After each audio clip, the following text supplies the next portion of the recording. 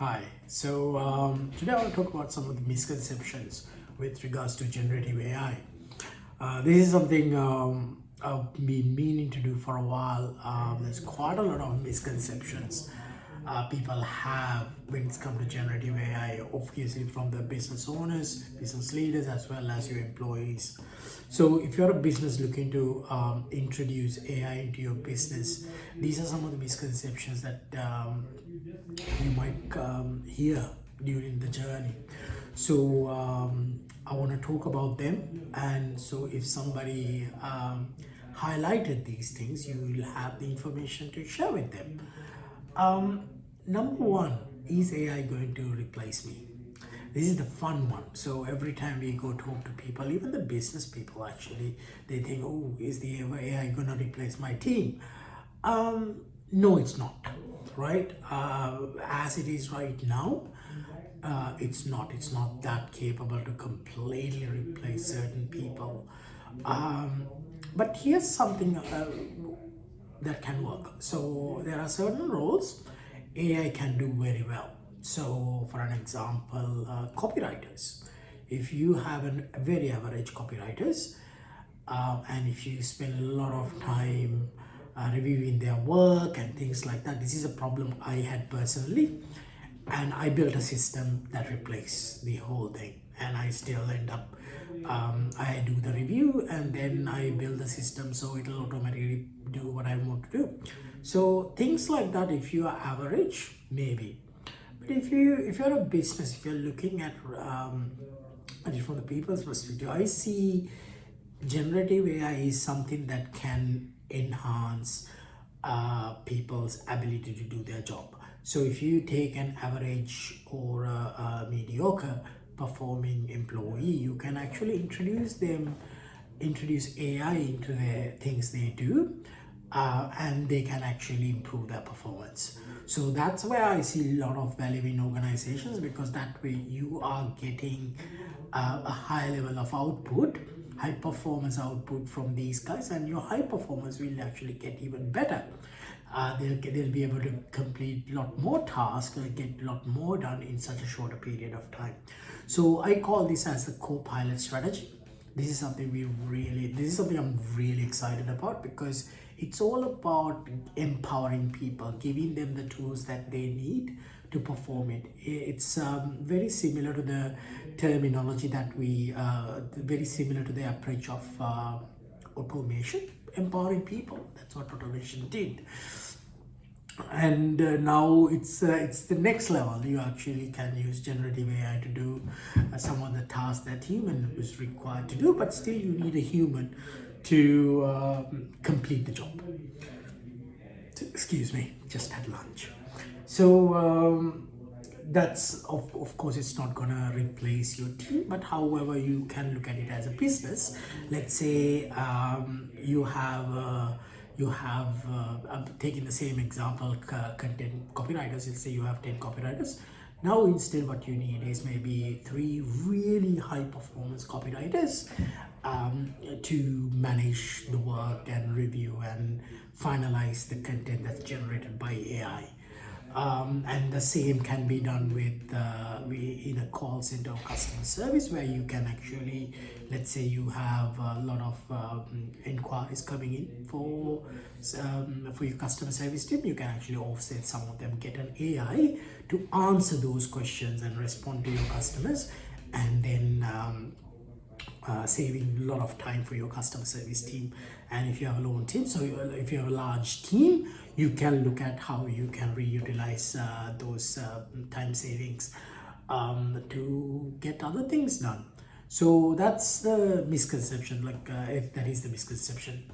And it's not like Terminator. I mean, AI is not that powerful at the moment. Not in the commercial sense. I know a lot of people talk about look, this and that, but we are far away from having AIs that can do the things that we've seen in TV. So there you go. The next one is, it's for big companies. No, it's not. A lot of people think, not a lot. Some people think that AI is actually for large organizations with big budgets. This is the only thing that, all the difference between all the cutting edge technologies from what we've seen over the last 10 years. Over the last 10 years, when the new technologies came in, it's mostly very expensive, and it's the using you to use that technology, apply that technology to your business, has been a massive investment from the business perspective. So the smaller organization, like if you look at even IT automation, that was very expensive for smaller firms, so they rely quite heavily on human, and they just kick the can down the road when it's come to automation. The next one, obviously, RPA, again another way of automation, things like that, data analytics.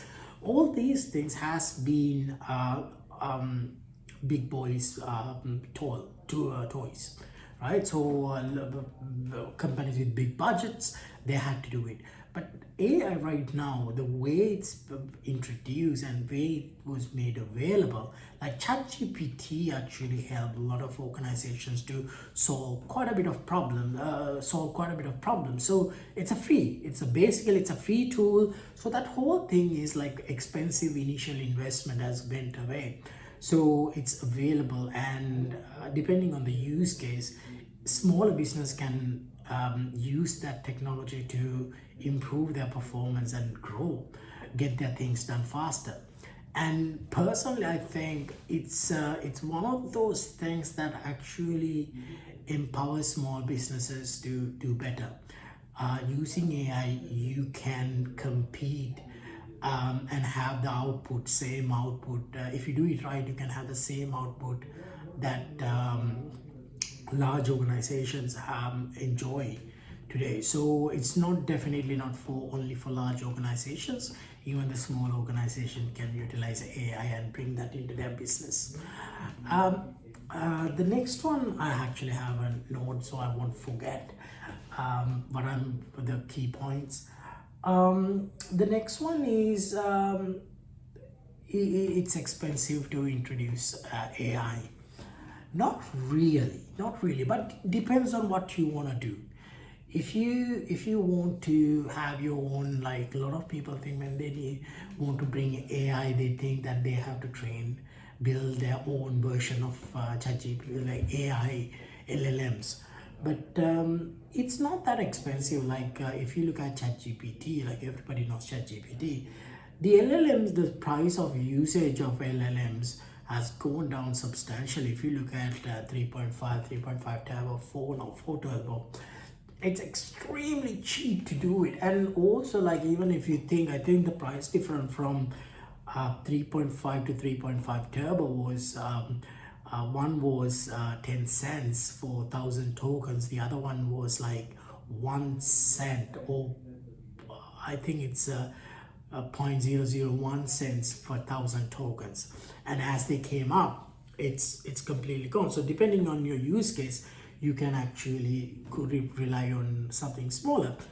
And not just OpenAI, depending on your use case, there is this library, beautiful library called Hugging Face. We have a lot of different small AIs, purpose-built AI for specific specialized purposes. You can use them as well. So no, it's not expensive. It's actually very cheap. I have not seen a latest technology with such a performance for such a small price. It's actually very cheap, and a lot of organizations are offering it for free of charge.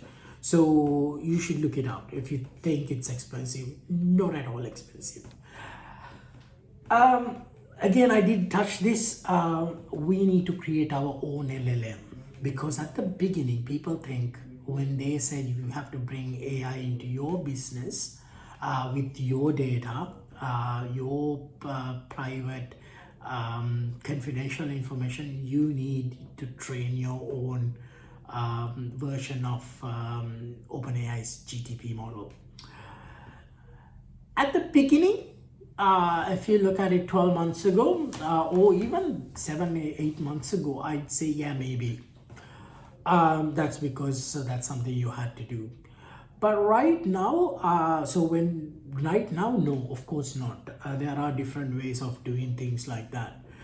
You don't need, like I'd say about 98% of your use cases can be done using available existing pre-trained models.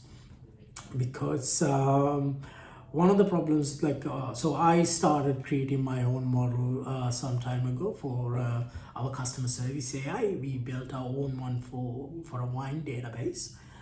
um, then as we went through that process, we came across this new way of doing with embedding. So what we do is we use our internal data and we feed internal data on temporary basis to an LLM model. And then LLM model will read that data and just communicate, spit out the answers or the responses we want.